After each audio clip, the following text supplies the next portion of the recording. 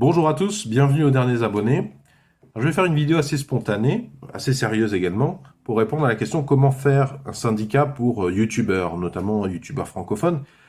Ça m'agace un peu d'entendre des streamers, Ponce, Zerator, qui expliquent qu'il ne peut pas y avoir de syndicat, qu'il n'existe pas de syndicat. C'est un petit peu une prophétie autoréalisatrice. Si personne ne se bouge les fesses pour proposer une solution, eh bien les choses ne vont pas se faire d'elles-mêmes. Le principe d'une entreprise, c'est que c'est pas elle qui va créer un syndicat, c'est pas trop dans son intérêt puisque ça lui ferait perdre ou ça diminuerait le rapport de force qui lui permet d'abuser de ses employés. Le but d'une entreprise, c'est de générer des bénéfices. Et justement, les syndicats s'opposent, complexifient cette tâche, vu c'est un outil de protection, en tout cas quand ça se passe bien, des travailleurs. C'est un outil qui permet de rappeler aux travailleurs leurs droits. Généralement, ils n'ont pas le temps de se former. Et c'est un outil de protection quand l'entreprise ne respecte pas la loi. Personne ne peut empêcher les entreprises de ne pas respecter la loi. La justice consiste à porter plainte, à rassembler des dossiers, et tout ça, c'est payant. La justice, en France, c'est payant. N'en déplaise à des personnes, y compris des juristes professionnels, qui vous diront l'inverse. Alors, comment créer un syndicat de youtubeurs? En réalité, c'est très simple. Je vais vous donner une possibilité. Il y en a d'autres, c'est pas exhaustif. Il faut taper au portefeuille. Hein, je vous renvoie, je suis pas un spécialiste de Marx, mais je vous renvoie, et puis vous n'avez pas besoin de lire Marx et de vous reconnaître dans le communisme pour comprendre ce que je vais vous expliquer. À la fin de l'année, au mois de décembre, en réalité c'est même les 3 derniers mois de l'année, il y a de plus en plus de marques qui achètent à Google AdSense. Bon, pour vous faire simple, je ne vais pas rentrer dans les détails Google AdSense. Pour faire simple, les 3 derniers mois de l'année, en prévision notamment de Noël, vous avez plein de marques qui établissent des contrats avec YouTube pour que leur publicité soit diffusée sur les chaînes YouTube. Je ne rentre pas dans les détails. Mais du coup, à cette période de l'année, il y a une augmentation des tarifs. C'est l'offre et la demande. À cette période de l'année, il y a plein de marques, c'est tendu, qui veulent rentrer, qui veulent que leur publicité soit diffusée. Mais elles sont pleines, donc YouTube vend plus cher ces espaces publicitaires. Eh bien, c'est très simple pour créer un syndicat. Il suffit que quelques youtubeurs se mettent d'accord pour dire, donc on va dire décembre, novembre, octobre, novembre, décembre. Il suffit d'envoyer que chacun de ces youtubeurs de manière coordonnée, il n'y a pas besoin d'être des millions, envoie un mail à la direction fin septembre, début octobre, en leur disant voilà nos revendications, ça ne va pas, nous exigeons telle chose, telle chose, telle chose. Mais alors, vous demandez quelque chose, mais comment faire levier sur YouTube pour obtenir des résultats? Eh bien, c'est très simple, vous allez ne plus publier du tout de vidéos pendant ces 3 mois. C'est pendant cette période qu'en fait YouTube, via sa régie publicitaire Google AdSense, réalise un chiffre d'affaires extrêmement important vis-à-vis de tout ce qu'elle peut vendre dans l'année. C'est une période cruciale. Il y a une autre période cruciale, c'est le retour des beaux jours. C'est aux alentours de... C'est mai, juin, juillet également. Mai, juin, juillet, retour du beau temps. Pour tout ce qui est bricolage, même activité de plein air. Il y a une recrudescence du trafic. Et il y a des gens qui veulent... Il y a pareil, les marques, c'est pas les mêmes marques que pour celles du mois de décembre, mais il y a de plus en plus de demandes. Même principe. Si les youtubeurs se coordonnent pour dire, ben voilà, c'est la période la plus importante pour votre chiffre d'affaires, nous en sommes parfaitement conscients, soit vous nous donnez, vous nous écoutez, vous procédez à telle ou telle modification, soit nous arrêtons de publier, nous ne publierons pas de vidéos pendant ces périodes cruciales. Et voire même, nous dépublierons, nous allons passer en non répertorié ou en privé les vidéos que nous avons déjà publiées, parce qu'ils continuent généralement à générer un peu de trafic. Et bien ça, c'est le début, en fait, d'un rapport de force. Parce que là, effectivement, parce que YouTube est convaincu que les youtubeurs ne vont pas faire ça, vu que les youtubeurs vont renoncer à une partie de leur chiffre d'affaires. Et puis, il y aura probablement des sanctions qui vont probablement être dirigées dans un premier temps.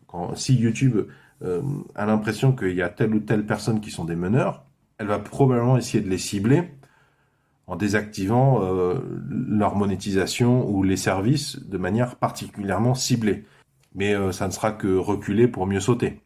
Alors bien sûr, les youtubeurs vont perdre une partie de leur chiffre d'affaires. Mais oui, mais ça, c'est le principe de la grève, c'est le principe d'un syndicat, c'est le principe d'un conflit social avec une entreprise. C'est pas si facile que ça de faire la grève. C'est que, oui, vous allez nuire à votre... vous ne touchez pas votre salaire ou un équivalent de votre salaire. Donc effectivement, il faut avoir anticipé, il faut avoir économisé. Mais moi, je connais que des youtubeurs qui font attention à leurs finances, qui essaient d'épargner un maximum. Et tout ça se prépare en amont. Nous pouvons faire ça intelligemment. Nous pouvons, dans un premier temps, nous rassembler, parler de cette idée, et parler également, convenir d'échéanciers pour que chacun puisse se mettre en route. Nous pouvons isoler des sous-groupes, hein, d'ailleurs, dans ce syndicat. Nous pouvons peut-être dire, bon, les petits youtubeurs qui gagnent déjà pas beaucoup, qui gagnent misérablement quelques centaines d'euros, moins de 1 000 € par mois, et qui finalement ne représentent pas une très très grande partie du trafic, on va peut-être pas leur demander de cesser de publier. C'est plutôt les gros youtubeurs qui vont se manifester, parce qu'en plus leurs revendications peuvent prendre de l'écho via leur Twitter, Instagram, etc., etc., créer de l'engouement, de la monétisation, qui rentre en jeu dans le processus, dans le rapport de force. Ou on peut aussi imaginer d'autres systèmes en disant, bah, les gros youtubeurs, nous, on va rien publier pendant les 3 derniers mois de l'année et on va dépublier aussi nos vidéos pour qu'il n'y ait plus rien, qu'il n'y ait plus de trafic du tout de générer. On va passer nos vidéos en privé et on va demander aux petits youtubeurs peut-être de ne faire ça que pendant le mois de décembre.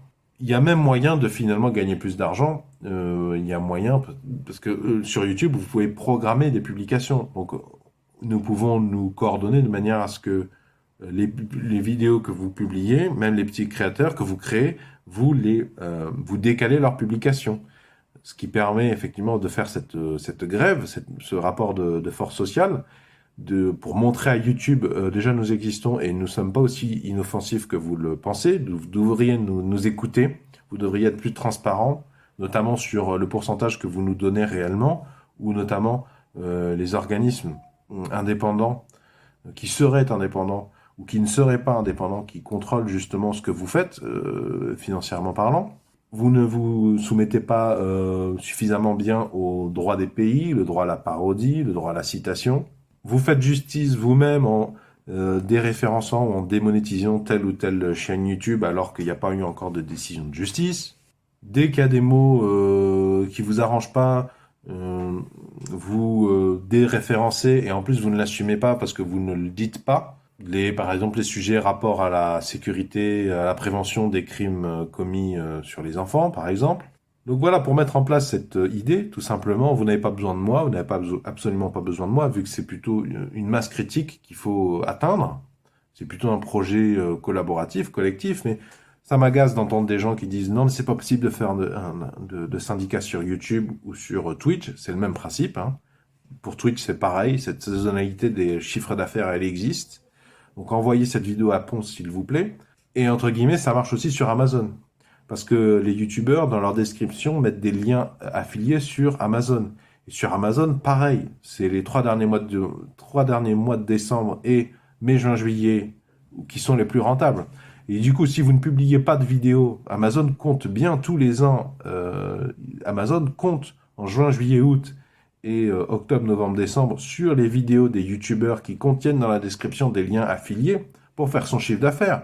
Donc coup double, coup double. C'est le genre d'initiative qui va à la fois attirer l'oreille de YouTube, mais d'Amazon et d'autres réseaux sociaux. Les liens affiliés, c'est pas propre à Amazon. Il y a aussi eBay, il y a aussi AliExpress, etc., etc. Pour aller jusqu'au bout de la démarche, d'ailleurs, je vous propose une tentative de rassemblement. Je ne suis pas Facebook. Je vous propose de vous rassembler sur Facebook, pour certains d'entre vous, de manière à ce que l'hydre soit immortel, que ce ne soit pas porté par les épaules d'une seule personne. Je n'utilise pas Facebook, je n'aime pas ça. Mais je vous encourage, vous, à créer des groupes Facebook pour essayer justement tenter quelque chose de ce genre. Je pense que vous avez tous compris parfaitement ce que je disais. Et moi, dans la description sous la vidéo, je vais tenter de vous proposer, si vous cliquez sur le lien, ça vous emmène vers une nouvelle page d'un autorépondeur gratuit, ça s'appelle un autorépondeur. Ça sert à récolter notamment les adresses email des gens Vous verrez, je mettrai un formulaire. Alors, il faut respecter la réglementation générale sur la protection des données. C'est pour ça que vous pourrez, si vous le souhaitez, me laisser un pseudo, votre nom ou votre prénom si vous voulez, hein. Mais c'est surtout un pseudo. Un pseudo, c'est pas très important, mais l'adresse email.